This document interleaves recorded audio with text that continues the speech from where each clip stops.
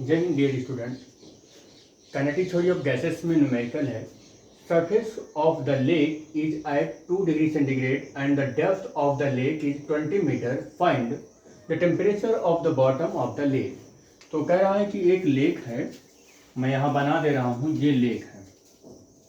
Lake का ये bottom है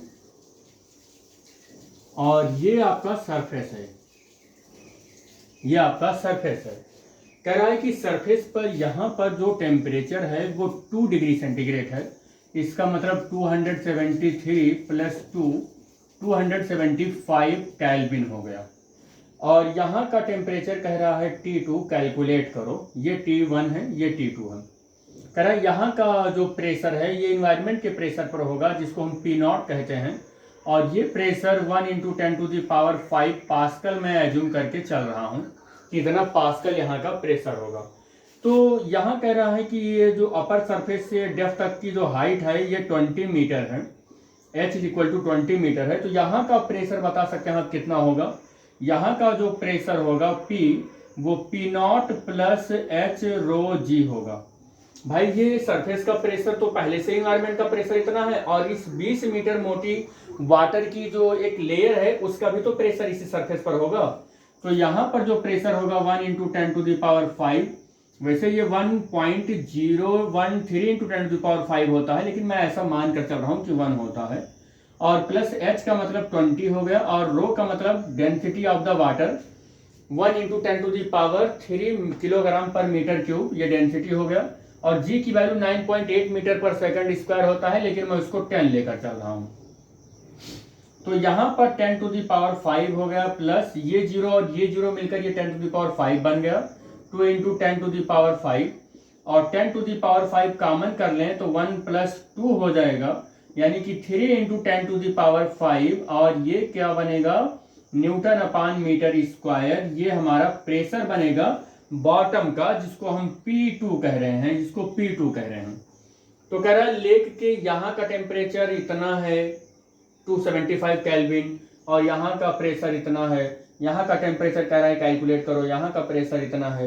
लेक का ऊपर सरफेस से नीचे वाले बॉटम में जाएंगे तो क्या वॉल्यूम घटेगा या वॉल्यूम बढ़ेगा, कोई फर्क नहीं पड़ने वाला है। वॉल्यूम क्या होगा, आपका कांस्टेंट होगा। अगर वॉल्यूम कांस्टेंट होगा तो बताइए कि कौन सा लॉ लगेगा। देखो, टेम्परेचर कांस्टेंट हुआ तो बायल्स लॉ, प्रेशर कांस्टेंट हुआ तो चार्ल्स लॉ, और वॉल्यूम कांस्टेंट हुआ तो बताइए कौन सा लॉ लगेगा।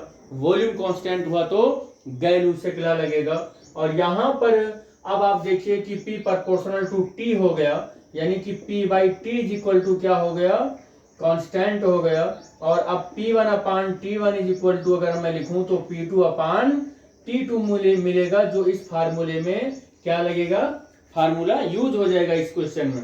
अब P1 की जगह पर ये वैल्यू 1 × 10⁵, 1 × 10⁵, और T1 की जगह पर हमारा 275, और P2 की जगह पर ये प्रेशर 3 × 10⁵, और T2 की जगह पर हमारा ये वाला जो हमको कैलकुलेट करना है।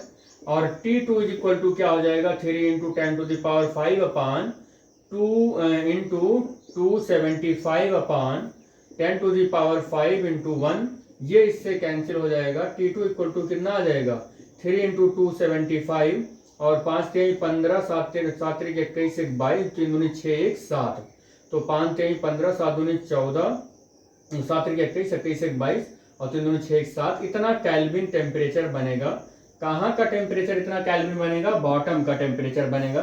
लेकिन अगर मैं इसको डिग्री सेंटीग्रेड की बात करूं तो डिग्री सेंटीग्रेड पर क्या हो जाएगा, 725 - 273, और 5 में से 7 जाएगा 2 हो जाएगा, 12 में से 7 जाएगा 5 हो जाएगा, और 6 में से 2 जाएगा तो 6 में से ये कितना हो जाएगा, हाँ 6 में से 2 जाएगा तो 4 हो जाएगा।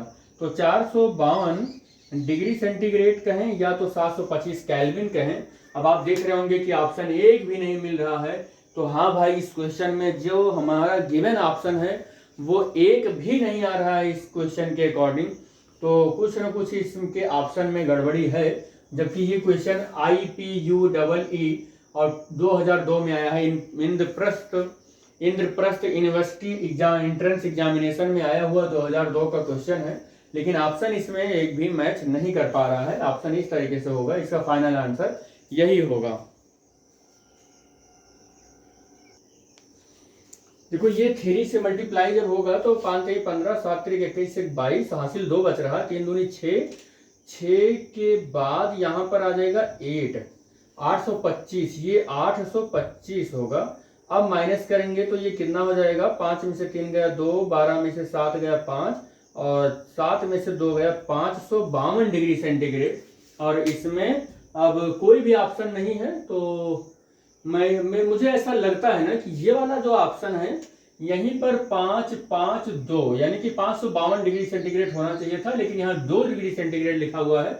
ये नॉन ऑफ दीज ही लगाओ ऑप्शन में, देखो नॉन ऑफ दीज तो गिवन है, तो यहाँ पर क्यों दिमाग लगा रहे हैं हम लोग, यहाँ पर मत लगाएं, नॉन ऑफ दीज गिवन है ना, तो नॉन ऑफ दीज एक भी ऑप्शन दिया गया जो है वो सही नहीं है, क्योंकि ये ऑप्शन या ये ऑप्शन दोनों में से कोई एक यहाँ है भी नहीं, तो नॉन ऑफ दीज हो जाएगा यहाँ का इस क्वेश्चन का आंसर।